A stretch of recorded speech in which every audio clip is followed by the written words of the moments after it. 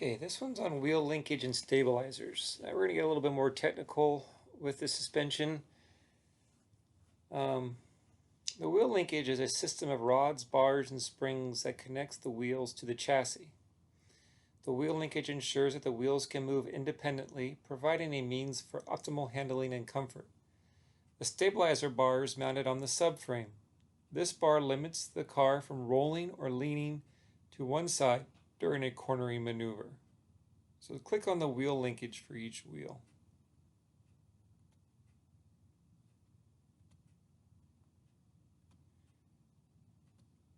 Alright, so the wheel linkage comprises wishbone control arms, front and rear.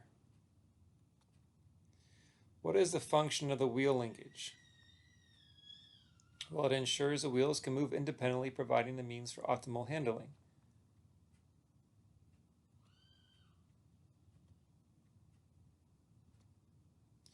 Click on the stabilizer bars. It's this red bar that connects across the front end and rear end of the vehicle if they have independent suspension on both sides. What's the function of the stabilizer bar? Well, this bar limits the rolling and leaning, so here it is, limits rolling and leaning. Jerking. Okay, the longitudinal movement of the chassis in relation to the wheels is called jerking. Jerking is the result of longitudinal forces on the car. Longitudinal forces must be accommodated by the wheel linkage. This can be done by using longitudinal linkage. Longitudinal linkage designs are longitudinally located radius arms. These come in a single or double design. And leaf springs. These can accommodate forces in the longitudinal and transverse direction. So click on the transverse linkage. So that's the side-to-side linkage. There's 4 of them there, 1, 2, 3, and 4. Operate the accelerator and brake, and what do you notice? So you can see the car body in relation to the wheels is moving back and forth like this. So the wheels move longitudinal direction in relation to the chassis during acceleration. Yes. The wheels move in longitudinal direction in relation to the chassis during braking. Yes. In the transverse direction, there is no movement. Click on the longitudinal linkage. Again, there's 4 of them. 1, 2, 3, 4. Let's try this again.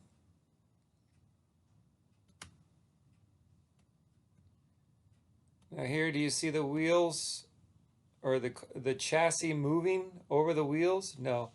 Everything looks a lot more stable. So if you look at all these are all going to be, the wheels aren't moving and the body's not moving.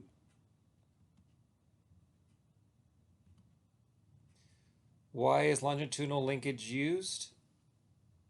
To prevent jerking, right up here. Okay, click on the longitudinal linkage designs. The one with longitudinal radius arms is this one. Leaf springs is that one. You can see it by the big leaf spring right here. Almost looks like a bow and arrow, or a bow for a bow and arrow. Click on the longitudinal linkage. Here we are. Again, there's 4. Shaking. Sorry, I should have read this. The transverse movement of the chassis body in relation to the wheels is called shake. Shaking of the chassis body occurs as a result of transverse forces placed on the vehicle during a cornering maneuver. Transverse forces also need to be accommodated by the wheel linkage. This is done by using transverse linkage. Transverse linkage designs are transversely located radius arms. These come in single or double design. A track rod. This connects a rigid axle to the chassis. and leaf springs. These can accommodate the longitudinal and transverse direction.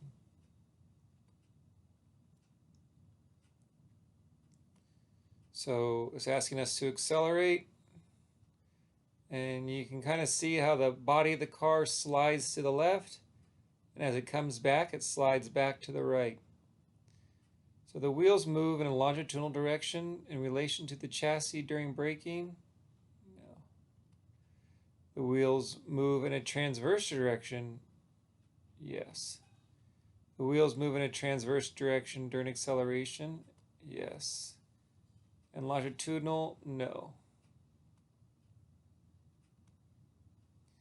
Click on the transverse linkage. Okay, again, there's 4 of these.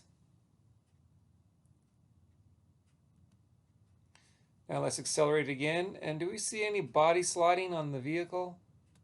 No, we see it nice and stable. So do we notice any movement? No. Not transverse, not longitudinal.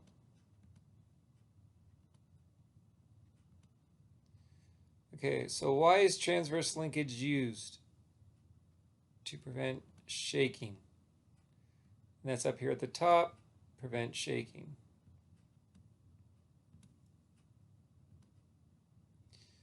All right, so here we have shaking again. The transverse movement, all right, so we already read this, sorry.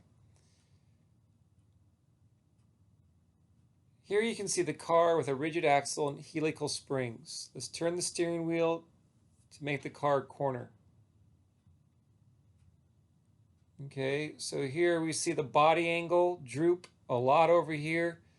These coil springs are bent, compressed, and extended over here. Let's turn back the other way, and the opposite happens. All right, so let's see, what do we notice? Lots of body lean. The springs bent. The axle did not bend. The springs compressed and extended. Yes. Okay, so turn the steering to make the car drive around the corner. This is the rigid axle and a track bar.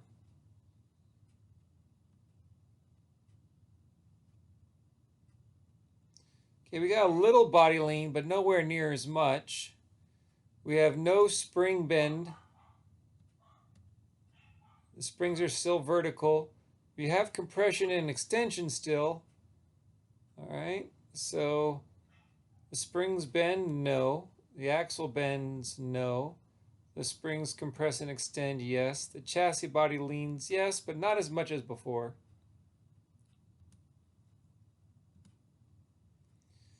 All right, so we got to label the track bar, coil spring, and the rigid axle.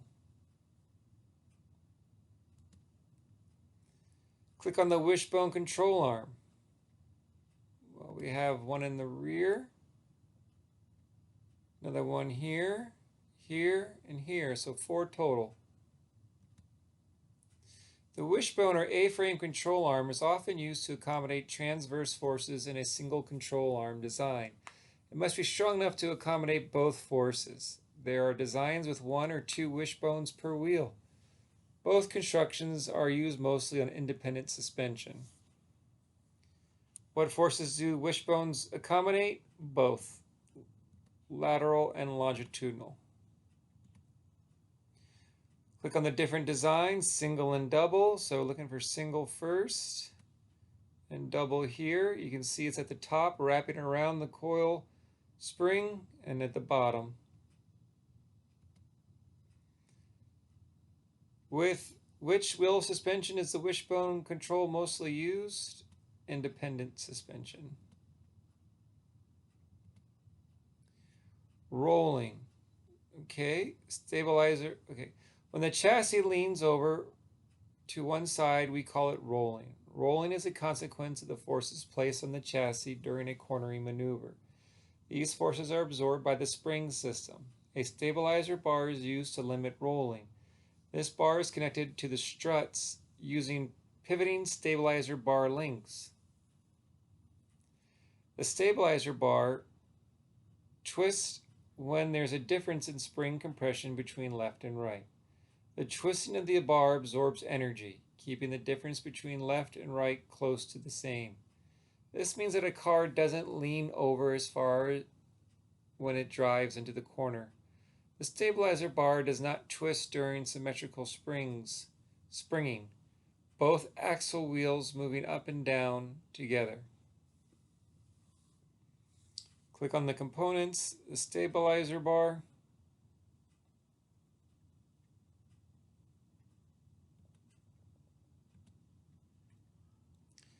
the bushing, and the link.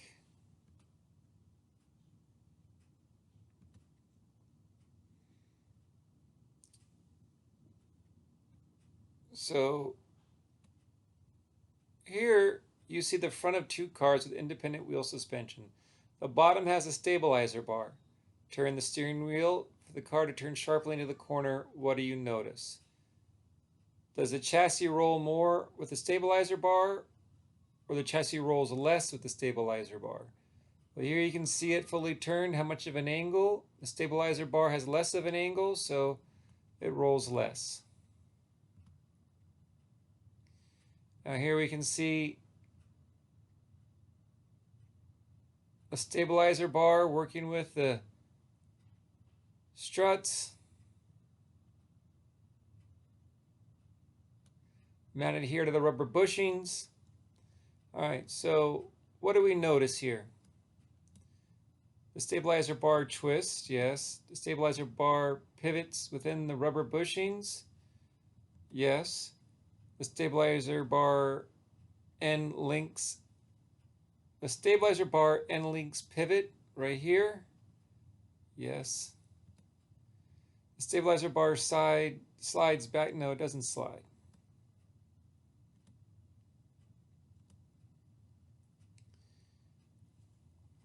Watch the stabilizer bar during the symmetrical spring movement. What's happening? The stabilizer bar twists. Stabilizer bar end links pivot.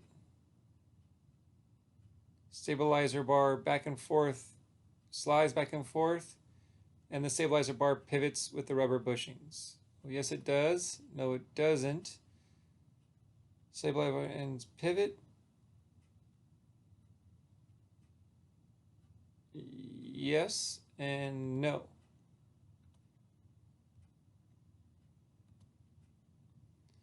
Which wheel suspension is the stabilizer bar used with? Well, with independent suspension. And that takes us to the end of the lesson. Study this wise before you do the quiz.